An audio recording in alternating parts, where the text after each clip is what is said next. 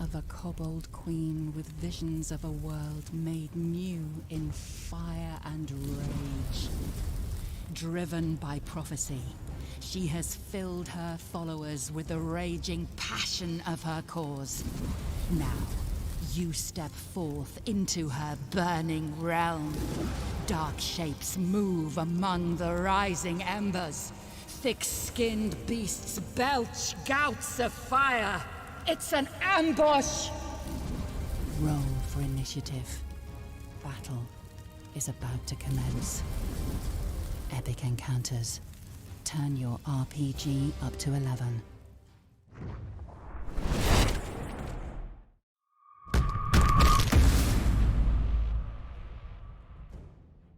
Hello, I'm Benwin Bronzebottom, celebrity dwarf and video game enthusiast, and this is my sidekick, Crowy. Hello. Quiet, you. I'm here to tell everyone about Untitled Champions of the Forgotten Realms. It's a Dungeons & Dragons-based strategy game from Codename Entertainment. It's a management game with an emphasis on formation strategy, where you assemble parties of legendary heroes and send them on adventures through the Forgotten Realms. Heroes? Crowy, don't you mean champions? Players unlock legendary champions of the Forgotten Realms, like Dritz Duerden and the Companions of the Hall, Farida and Havilar from the Brimstone Angels saga, and many more. Assemble the best adventuring party possible based on your formation options, champion abilities, and the obstacles and enemies you face. Or just smash your mouse button repeatedly like I do and hope for the best. Each champion has an incredible array of skills and items to let you customize your style and play even further. Farther. Farther means more distant, further is figurative. Well, I meant more distant, but figuratively. That's further. Well, customize your style even further, because Idle Champions of the Forgotten Realms is available on all your favorite gaming platforms. Steam for PC and Mac, Web, Epic Game Store, PlayStation 4 and 5, Xbox One, Xbox Series X, Nintendo Switch, iOS tablets, and Android devices. Well, let me know when it comes to the BlackBerry. I'm not giving up that phone. It's the only keyboard I can use. I hear it's coming to the smart fridge next spring. We have done it! 5 years of planning and thinking before the dream finally came true. A team of 12 dedicated professional developers and internet marketers who desperately love board games put in 17 months of hard work. And now, we are proud to present to you Tabletopia, the digital platform to publish and play any kind of board games. It is the most sophisticated virtual table in terms of functionality, aesthetics, and usability. We integrated everything that was conceivable to recreate the feeling of playing on a real table. And at the same time, we implemented a lot of tools to facilitate playing life hacks. Setting up the game, dealing cards, shuffling decks, etc. takes only a fraction of a second. And the same holds true for creating your very own game. It takes only a couple of seconds to create any game objects from standard print version graphics. Just drag and drop your files. Borrow whatever else will be necessary from our extensive library of free game objects and place them on the table. Your game is ready. And now, play test, demonstrate your game, make videos, or even earn money with your game. Tabletopia is a full-scale ecosystem for publishing digital versions of board games. But of course, the main focus of our project is to allow players around the world to play remotely with their friends or find worthy opponents here. And we are speaking about literally thousands of games and their variations. Many leading publishers and game authors have joined us already, and from day one, you will be able to play many popular games. But this is only the beginning. Ahead of us are a lot of new cool system features, new games, and millions of hours of fun. So stay tuned, subscribe to our newsfeed, and be ready to jump in. Tabletopia, where board games go digital.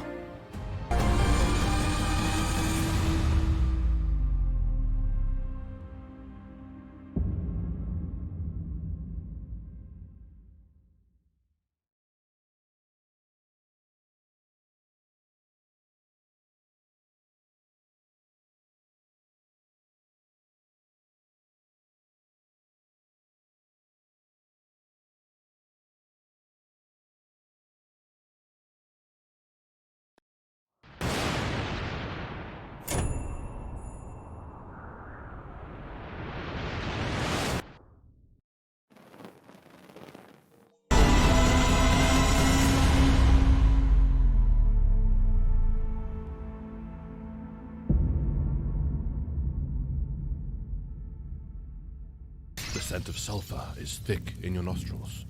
The stalactites shudder above you as the huge red dragon beast rises from its pile of golden treasure.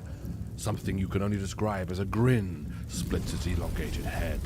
Enormous teeth glittering in the dull amber glow from the lava pools. You ready your weapons as it prepares itself to strike. Roll for initiative. Battle is about to be joined. Epic encounters. Turn your RPG up to 11. The mighty red dragon swoops in over the battlefield. The wind beating from its wings nearly knocks you over. As you stand in its mighty presence, you realize there is no hope for any of you. Well, I'm out of spells, so I'm just a 10th level dude.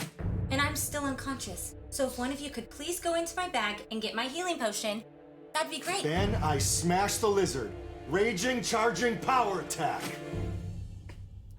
Roll your worthless attack.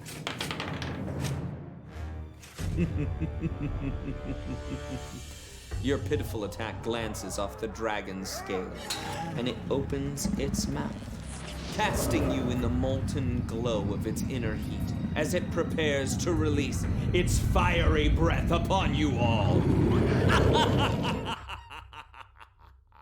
Wait, I haven't gone yet. What weapon could you possibly have to defeat the great dragon? The greatest weapon in all the realm, forged by Norse foundry to defeat all evil. No, it can't be.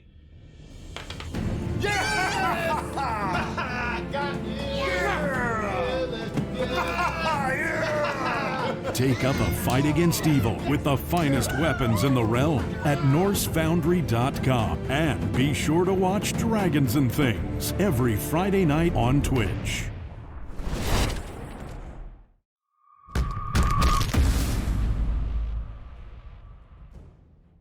Hello, I'm Benwin Bronzebottom, celebrity dwarf and video game enthusiast, and this is my sidekick, Crowy. Hello. Quiet, you. I'm here to tell everyone about Untitled Champions of the Forgotten Realms. It's a Dungeons & Dragons-based strategy game from Codename Entertainment.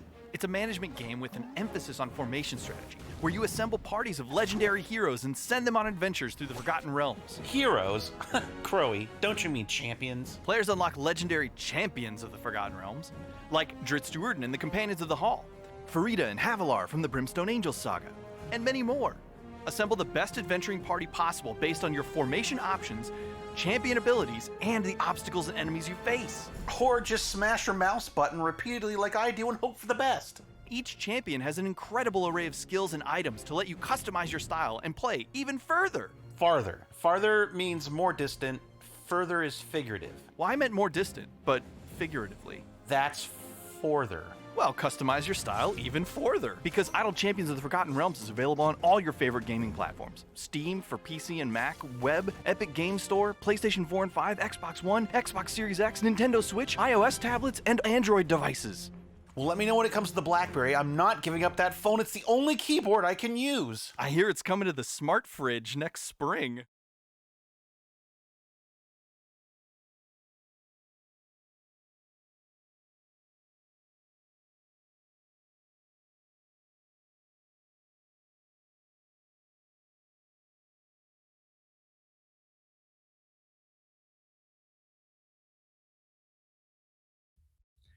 Hello, everyone. Welcome to Game Master Tips with Satine. I'm Satine Phoenix. I'm your Dungeon Master, and today we have about 30 minutes to get through a whole lot of stuff. Now, normally I run Game Master Tips on my own Twitch channel, twitch.tv/SatinePhoenix, but today I am here celebrating GaryCon with all of you. I think I've been going to GaryCon for about 8 years, and one of my favorite things is being able to play at other people's tables. It is so important to not think that you know everything. I do not know everything, but I learn from everyone else, and by learning from other people, by playing in their games as a game master, I can just level up my gaming, and so I try to do that every year. I try to level up all the time, but GaryCon was one of those places where I got to experience dungeon masters and game masters, new and very experienced, very wise old game masters. So today I want to talk about gaming in the virtual times. virtual gaming. It's been different. It's been so much more different than it used to be. Before, you would sit at the table with your friends and you can, you're eating with them and you guys are laughing and you can feel the energy from all of your players. But now you're just you by yourself or with family in the background or whatever. But it's you and all your players are up on a screen, and sometimes they can mute themselves and sometimes they can turn their monitors off. And yeah, it's really, really weird because you don't get the same experience as you used to get, where you could actually, as a game master, do more than just run a game. You were actually working with and feeling the energy of the group. Now you have so much more work to do, game masters. It's not just setting up your terrain and getting the right minis. Now you've got all these cool VTT platforms and you have music and you have all this other stuff that you have to preload and pre-launch into your virtual tabletop game. So with about 25, 30 minutes, I would like you guys to ask your questions in chat. I'm here to answer them. We have a lot to talk about. Go ahead and write the word question in front of your question and I will try to answer it. But right now I'm going to give you a kind of a brief rundown of things that I think are important when you're virtual gaming. I don't like to pre-plan, but I have to pre-plan so much more now. And I actually pre-plan in ways that are different than I ever had to before. Now I've got the access of my laptop, which is right here. So I'm looking down at it. But I can organize things and I use hyperlinks and post-it notes and all of this like right in the window of my computer. And then I have like my monitor out there. You have to have really good lighting, and I recommend that you get your players to have good lighting so you can read their faces. There's a lot of technical stuff that you have to pre-plan. I talk about this in my other GM tips where it's like pre-planning your pre-plan to plan to pre-plan your plan. Yeah, it's all very complicated, but through repetition, you'll get really good at it. You've got your camera quality, your audio quality. And also part of the things that I think that you have to be more prepared on is the comfortability and availability of your players. Now in the quarantine times, you only have like, if you're running a 3-hour game, you got 30 minutes of catching up, and then you have like an hour, and then you got a 10-minute break, and then you have another hour, and then you drop off after that. After you do like 30 minutes of catch up, you actually aren't playing for a long amount of time. You're actually running like a 2-hour game, maybe something even shorter for a 3-hour scheduled session. So being able to schedule out your games in advance, come up with your story arcs, and really learn how to truncate and make your games efficient is really important, in my opinion. Okay, I'm looking at questions. First of all, thank you guys so much for being here. This is so exciting. I hope you've been enjoying Gary Kahn's lineup. We've had a lot of really fun games and panels. And for those of you out there who are wanting to participate, we have Extra Life, so you guys can donate to Extra Life while you're watching all of these shows and also playing in your games. All right. Question. Who has a question? First question is by Whitest Eric. Whitest Elric. Question. I have a budding romance between two characters in a game I run. They are both the most extroverted players, and so they end up gobbling up almost all the space in the game. The other players have a hard time getting a word in edgewise. I don't want to squash that story arc, but I also don't want the rest of the group feeling like they are constantly playing third wheel in the romance story, which is not the central story of the game. How do I split the baby, as it were? Oh, that's a very weird sentence, how to split the baby. But it's funny, you know, I might suggest being open to running these side romance scenarios with them.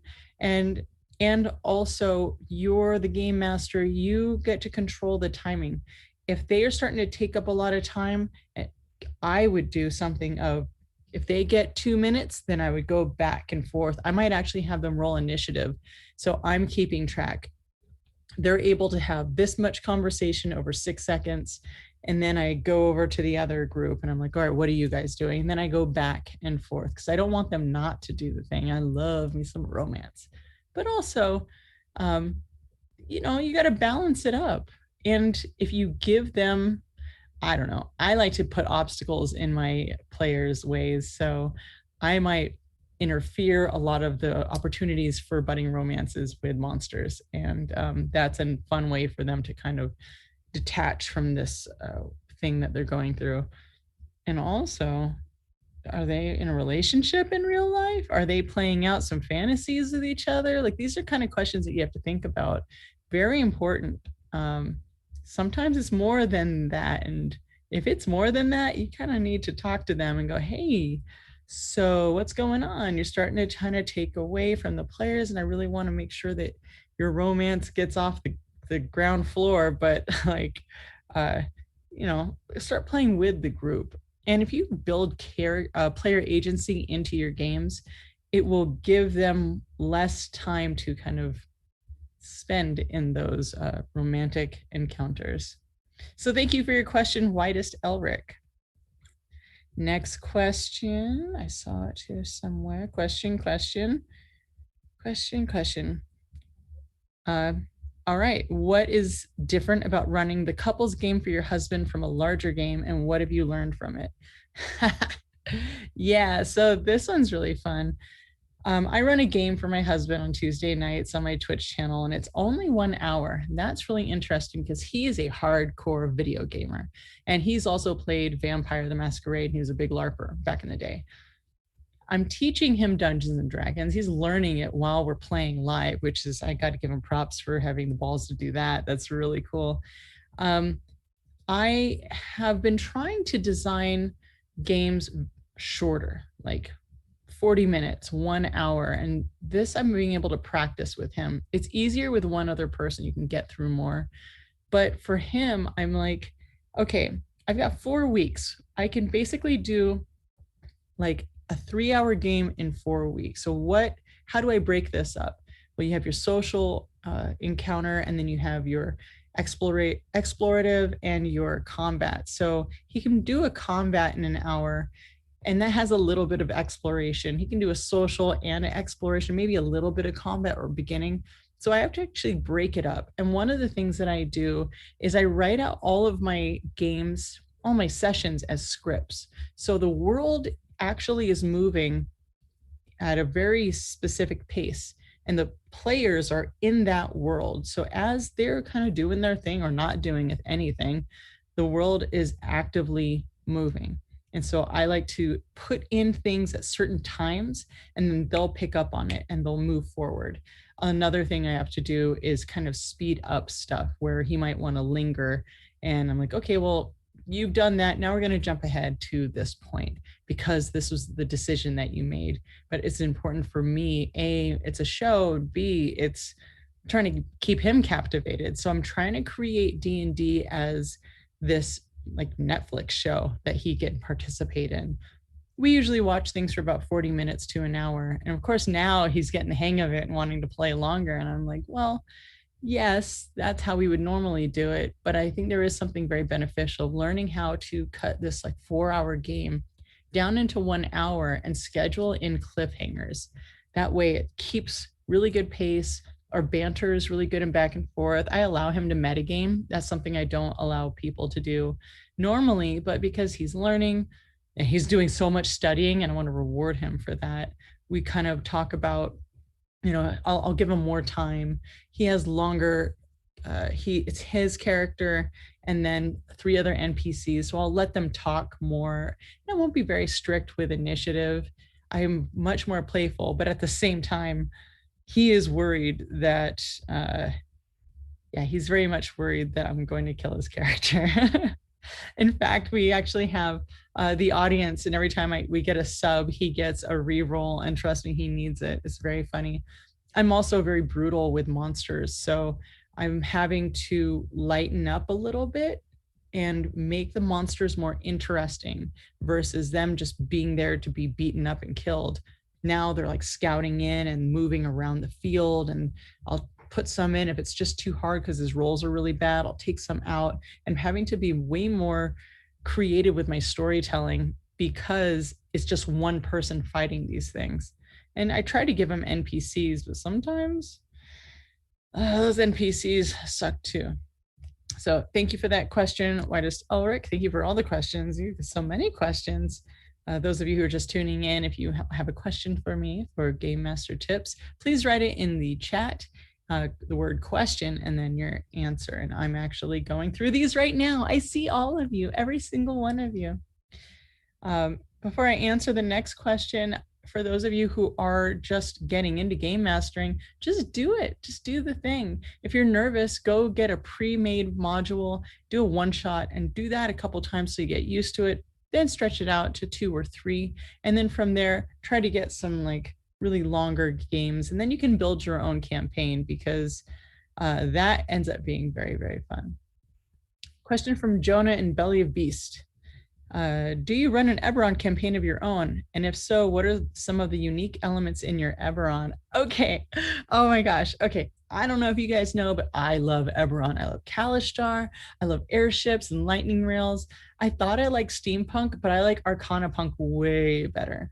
So I do this thing. I basically have my Patreon game, my Eberron Patreon game.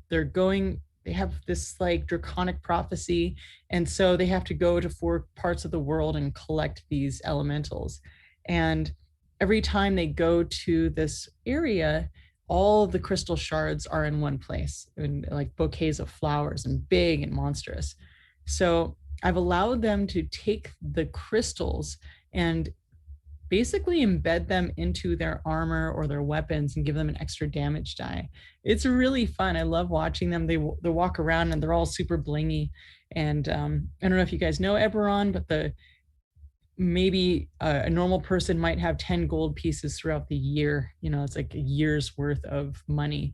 So being covered in gems is very, very rare and makes people look very, makes people look at them. I don't want to spoiler any more because I'm actually putting in more stuff into our game. But they might be watching and I don't want to spoiler what they're about to run into. And it's probably one of my proudest things about my Eberron game. There's the progenitor dragons were Eberron, Sybaris, and Kyber, and they had this fight, and then Kyber had Sybaris got destroyed. Eberron wrapped its arms around Kyber and created the earth, and I thought that was the most beautiful, beautiful thing. So I've incorporated that mythology into our game, and I'm very, very proud. Thank you, Jonah and Belly of Beast, for that question. Here's one from #D&D. What are your tactics for managing multiple different campaign groups on a weekly, monthly basis to make sure each group gets a personalized experience? I run several of my own and have my own organization methods I've discovered through trial and error, but I wonder what you do to see if there are better ways. So I run about 4 to 5 monthly games. On top of that, I have the couples D&D, and then Sirens is coming back next month. So I'm trying to organize that as well. I honestly keep everything very simple. I use Evernote. I love Evernote. It's just, everything's right there. I use hyperlinks to all my D&D Beyond monsters and, my wiki lore. I just have everything right there. And again, I write everything in script. So I will organize my entire 6 episode sessions story, and I can see ahead, and also I'm able to fidget with things as we go along. So I organize before I even start any of the games. Honestly, I think that's the best way to do it. And again, I have like little post-it notes too, but hyperlinks, they're just the best. Thank you, #D&D. Tabletop Santa, what a great name. Good to see you too. Question, how often should a game master use side quests? We'll say quests, side quests. Well, I think that, I don't know. I only do side quests if I have somebody missing and they're very important for the group.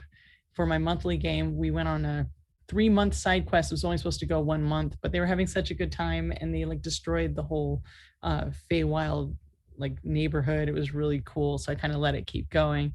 But honestly, my players are only playing with me.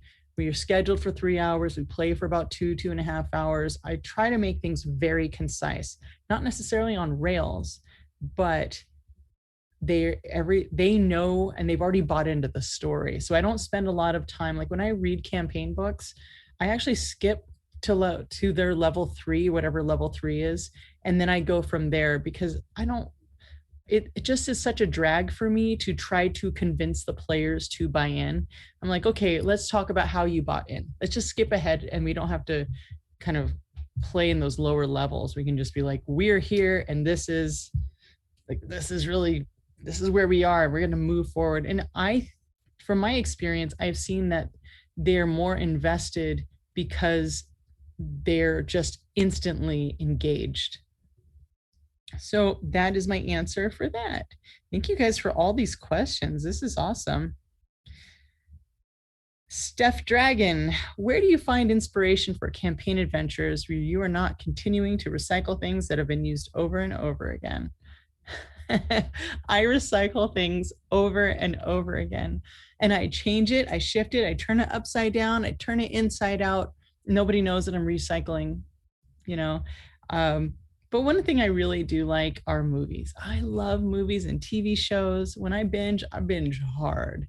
I probably have seen like every single fantasy and sci-fi on Netflix, like every one of them, even the bad ones. But guess what? Some of the bad ones are the best ones to pull from, because they have no idea. I did yesterday. I was stuck. I was like, I am doing a bard game. I've run open mic now for 3 years, and I don't know what to do. I'm in the gym, and I just thought, Bill Murray. God, I love Bill Murray. And then I was like, Groundhog's Day. So yesterday's game here on GaryCon, I just ran a Groundhog's Day thing until they figured out the whodunit and who's trying to take down the inn. It was really cool. I was very happy that they liked it, and the whole thing was it went off without a hitch. Oh, thank you, honey. All right, let's see. Thank you, Steph Dragon, for that question. Next question, Satine No Mercy. Yeah, basically. I'm seeing one more. Ravnos68. Question is, 3-year DM, congratulations. Do you ever feel bad for keeping the party's spell supply low by keeping them busy and not giving long rests during some adventure points? Never. I never feel bad. Here's the thing, especially to all my min-maxer friends out there. I will taketh away to see how you blossom and become a better adventurer, because you are without, Dungeons and Dragons online and, all these different games that you're playing, video games, you're allowed to just click and you got all, like unlimited spells or unlimited bullets or whatever. But what if you just had your stuff taken away from you and you're low on resources? What would your imagination do? And I find that the story ends up being far more interesting when the players are having to come up with ways to make up for their losses. A wizard uses all their spells. Well, guess what? You shouldn't have used all your spells, and it's only in the first hour of a 3-hour game. That's not really metagaming to me. That's just being understanding your character and the way an adventure goes. If you're in a campaign, you're probably going to only rest so many times. If you're in a one-shot, I'm going to just expel all of my spells because this is the one time I'm going to be playing this character. That's super important. So I do not feel bad at all. Sometimes they'll go days, and I don't level them up every time either. It's really important to allow them the opportunity to look for more stuff, to overcome their own obstacles, and really to let them know that they're not a bad wizard because they have 3 spells. They're just low level, but you have to keep working at things and you have to make up for your losses. It's really important. So thank you for that question. Again, for people out there, I see lots of questions. Write the word question in front of your question, and then I will be able to see it. I'm in chat with you right now. I know I'm talking very fast. I feel like I have just a smidge amount of time with you guys. I want to give you everything. I want to give you all my brain matter. And then, after all of this is over, I would like to hear from you guys. You guys can hang out with me on Twitter or Discord, and we can keep having these questions or having these conversations. I'd love to answer your questions. Here's from Feats of Dice. I will be adding a couple more players to my campaign, bringing the total to 8. Woo, nice. Any tips on how to keep combat meaningful in such a larger party setting? Yeah, so combat. That's a lot of people. Remember that your combat may get shorter because you have so many people and they can do so much damage. If they're rolling really well, I had this one gladiator game where I ran it through 4 different groups, and the people with the most amount of players, I thought they were going to take all the monsters out immediately, and it took them an hour and a half. That was so strange. Whereas another group only had 4 people and they took them out like this. And I was like, oh man, I messed up. But what I would say is make it interesting. I don't just put monsters out. I like to use the terrain. Now you've got people coming in from here. You have some monsters that are here for a moment and then they kind of take information back to whomever. Really think about what your players can do, and especially if you learn your players, you have like reoccurring players at your game, get to know how they combat, because it's good for you to design around them, because you're playing with them. You're not feeding them a game. Learn from them because they're definitely learning from you. So keep it interesting, allow them time to role play with one another. If you have that many people, you're going to have, if you don't let them role play, they're going to feel left out. Understand which people click together. That's a very important one. And then kind of give them opportunities to move into these like smaller groups from that large group. Yeah. Oh, yeah. Look at all these questions. This is so good. I hope you guys are enjoying this. I very much am. It's so nice to see all these new folks in chat. Oh, I miss you guys. I miss going to conventions and just having these conversations with you one-on-one. But also, it's nice to have these conversations with you here. All right. Dun, dun, dun. Play Scholar. Question. If you do session zeros, what's your session zeros look like? What do you talk about? Character creation, game boundaries, world info? So it depends. My session zeros depend on what I'm doing. If it's a Patreon game, I do a session zero, very, very brief one. And then they join the Discord group. And then the Discord group, they have their own conversations. And I give them a rundown of my house rules, but I kind of throw them in. We are very good at boundaries, understanding what's like. We do communicate boundaries. That's a very important one. You don't have to do that in a session zero. You can do that in a form. Shauna Germain came out with a really cool consent form. I highly recommend going online and looking at it. I think it's free or for donation. I can't remember, but definitely check it out. That will save you tons of time. Just hand it over to your player and have them fill it out and bring it back to you. Yeah, session zero. For Sirens, I'm going to have a really cool session zero where we're going to play an encounter just to remember what it's like playing with each other, because every table is different. So even like I'm the same game master, but I play differently with all my different groups. Some of them are very intense. Some of them are playful. Some of them just want to go to college and take classes and have an anime story, which is totally fine. But with Sirens, I want to see them interact with each other now that they're playing with other game masters. So it'll be more of a training grounds. I highly recommend training levels for your D&D games. Yesterday's, we had a improv session during the game for the first 5 or 10 minutes where we created a backstory. I like to use that session 0 to make sure everyone's on the same page, they flow together, they know how to interact. I get to see them and how they interact with each other, and who's going to be a leader, who's going to be support, who's just waiting for someone to tell them what to do in the shadows. Like, it's really cool. As a game master, you're not just there with your story, you are completely engaged, and you get to move and navigate how everyone interacts. And you should pay attention to how they interact, because it'll allow you to kind of like take and pull someone's interest that is being quiet. So session 0, use it as a training ground, set up what things are going to be like. And if you forget your house rules in the beginning, you can dose the house rules into the game as you're playing. Like yesterday, I think Anna Prosser rolled a 1, and I was like, okay, so if you were normally in my games, if you were going to roll a 1 in combat, you have to roll damage and then tell everyone how you hit yourself, and you take your own damage. And she thought it was really fun, and it was such a fun, spontaneous thing. Or someone almost dropped their dice, and everyone's like, oh no, they dropped your dice. Satine will give you disadvantage. I'm like, yep, that's the thing that I'll do.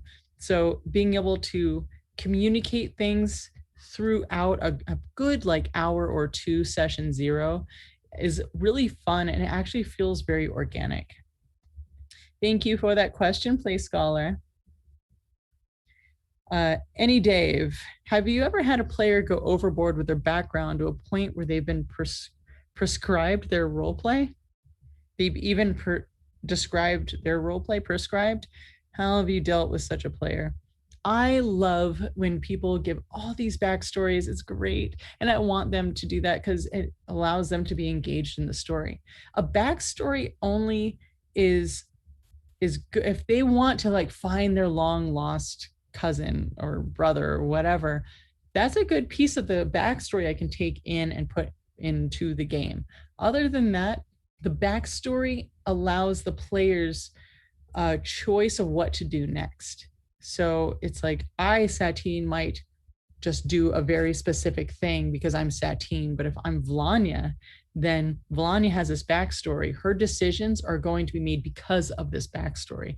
It allows you to not min-max. It allows you to like have things that you obsess over, or allows you to showcase your flaws. And it's a thing that we always do when we go to a tavern. We have to like wipe down all the glasses and tables and chairs. Well, why does your character do that? It's because of the backstory, and we don't need to tell people it's our backstory, but we're showing them that this is a thing that we do and have done by doing the thing and having that future. The whole thing about backstories is that's where you came from. Stories, like the adventure you're in now, can change your not history, but it can get you to have really good character development where you are no longer attached to that past that your character has. Now your character has an opportunity to grow, and I highly suggest using your background for that, as a platform for you to launch forward and grow from. So don't get stuck in your past, because as a person, I recommend not getting stuck in your past. Your character shouldn't either. They should learn from everything that they're doing, or not. It depends on the kind of story you're trying to tell. Okay, let's see how many minutes we have left. Are you serious? We only have 6 minutes? Okay, maybe I can talk faster. I think I can talk faster.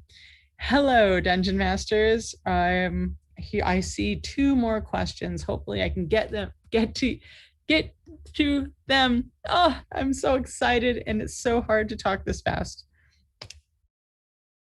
Okay. A Harbinger 49.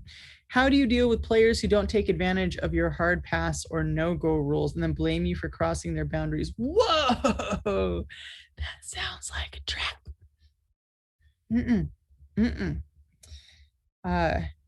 Yeah. So I would stop the game. You can break, you can pause, you can just say, no, thank you, I don't consent. If you Whew, blame you for crossing their boundaries. Yeah, that sounds like a lot. And be careful. Like I said, if you're going to be approaching the boundaries issue, have a consent form. Like this is lines and veils is what they call it. Have them fill it out beforehand, and if they don't, that you should be a little bit more requiring of them to do that before you game with them. And if they're very dismissive, I don't know, that makes me very uncomfortable. I like to tell my players, okay, so I would like to hear your boundaries, your veils and lines. And if we're in person, a lot of times they won't say anything. Like, for instance, mine are no weird aggression towards kids, violent or sexual of any manner, no over the top sexuality in the game. I just find it's not conducive to the overall story. It really gets people separated from the group, and then it becomes like that one person's thing. And really the games that I run are very cooperative, so it's about, we're all doing this together. So you can stop the game and say, look, I am not comfortable with this. I'm really sorry that I didn't mean to cross your boundaries, but why don't we stop and see and set up these boundaries right now? You can pause. You're not playing a video game. You're not watching a movie. It's the pause button's on lock. This is your game. This is reality. This is real life. And you're playing in a game that goes into the psyches of everyone at the table. Maybe you've crossed their boundary. They've crossed your boundary.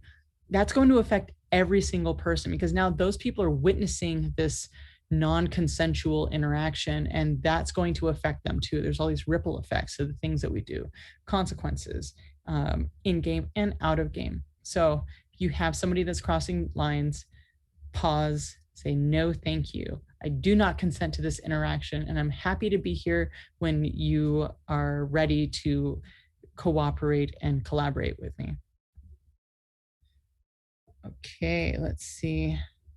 We have Dakai, miss you and Margaret on the Evergreen streams. Oh, I miss you guys too. I love that show. Ravno68. I have a difficult time homebrewing creatures. Do you? And is there some method process you lean on? Okay, I don't homebrew. I will take an existing creature and I will reconfigure it, because I really like the way things are. I like the monsters that are out there. I might take a Spectre and a Bahir and then merge the two. I know that sounds horrible, right? But it's easier and faster for me to do things. I'm very much a reaction improv dungeon master. I'll have the things that I plan out. And then after playing with the people that I play with for X amount of time, like an hour, half hour, I actually will go in and tweak and change things. The hit points that they have, that's an average. So I might max out the hit points or lower the hit points if I just want them to kind of have a tiny obstacle or a bigger obstacle. So just take what they have and then kind of warp it a little bit, reskin it, or take something and then create a new monster around it, add more legs or weird skin, and then but you still have stats that have already been mechanically practiced. And then once you get used to that and used to the way monsters are created, it will be easier for you to create something from scratch, because there's a reason why they put all those numbers and the actions and layer actions and multi-attack where they are.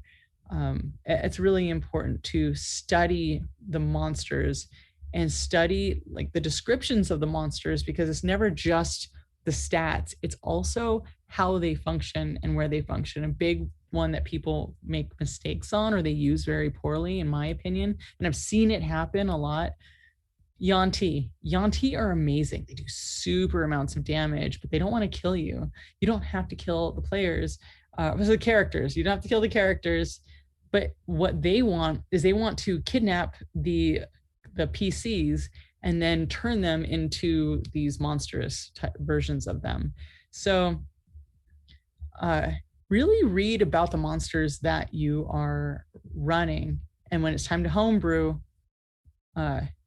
then just kind of swap some things around. Okay. Here's a really important one. Eat to surf. Do you use a code word for consent? No, I just say consent because we don't have to walk around the fact that I am uncomfortable. And I did it on this interview last year. These two guys were being very racist around me. And I was like, I don't consent to this interaction and I don't want to be here. It makes me very uncomfortable. You can just say it. It's better for you to say things very blatantly. And I wasn't aggressive with them. I didn't say like, I'm pissed and you guys suck. No, it was just like, these are facts. I don't like this. I would like to remove myself from the situation. I'm not saying that you're evil or bad. I just am going to move myself out of it. And then when you guys can be like not offensive, I would like to interact with you again. So you can just say things. Really, I see a lot in our community. People are afraid of confrontation. Imagine a world where it's not confrontation. It's literally expressing yourself and your feelings without projecting anger and hurt onto other people, and just say, this is how I feel and I don't feel comfortable. So we need to figure out how we can all work together so we all feel good and that we're all here and present, because maybe I don't want to be at your game because that's how you prefer to play, and that's okay. You're not bad. I am how I am. I'm not bad. We're just going to be over here, and then wave at each other from the different tables. All right. Well, my goodness. That looks like all the time we have today. If you guys enjoyed this, I have Game Master Tips every Wednesday, 5 p.m. to 6 p.m. Pacific on twitch.tv/SatTeenPhoenix. And if you guys want to read some really cool campaign stuff, my husband, Jameson Stone, just came out with his new book with Apotheosis Studios called The Red Opera. That's on PDF right now with Drive-Thru RPG. I did the forward and we both did an adventure together. The big bad adventure at the end is super cool. 320-page beautiful book, has a full soundtrack, and together and our whole team with Rick Heinz and David Granjo, we're actually making the bardbook.com, Sirens Battle of the Bards. It's a 10 adventure and 10 side quests with 10 bard subclasses and a whole vertical city of bards that have different districts and a full soundtrack. And yeah, it's going to be really cool. We've got a lot of celebrity writers that I can't say their names yet. That starts April 22nd. So go to thebardbook.com and sign up, and we will give you all the information. We'll have a sample pack for you guys. Can even try it out. I'm very proud of our team. We've got about 15 different writers and 4 artists and musicians. Jason Charles Miller is going to help me with the intro video for the Kickstarter. I'm so excited. So bardsy bards. Yeah. Follow me on SatTeenPhoenix. Go check it all out, satteenphoenix.com. Join the Discord server for Gilding Light. We have a ton. I think we have 7 new shows coming out. And yeah, a partridge in a pear tree. I do a whole lot of stuff. So it'll be good to see you guys. If you're curious about this couples D&D thing, that's on Tuesdays. It's 1 hour. It's very exciting for me, frightening for him. And then in about a month, he's going to Dungeon Master me, and we're going to go back and forth. So I hope you guys enjoy our next feature here on GaryCon 13. If you haven't already, donate to Extra Life. It's a wonderful cause for children's hospitals, and it's the official GaryCon charity. So I guess that's it, and I will see you guys to Sunday, because we have Sirens in their reunion episode before the new season starts, April 23rd. Yeah, so check us out then. And then Jameson has a panel on Kickstarters, I believe, right after that with publishers. So, okay, good night. Have a wonderful day. I will see you on Sunday, and have a good, happy gaming.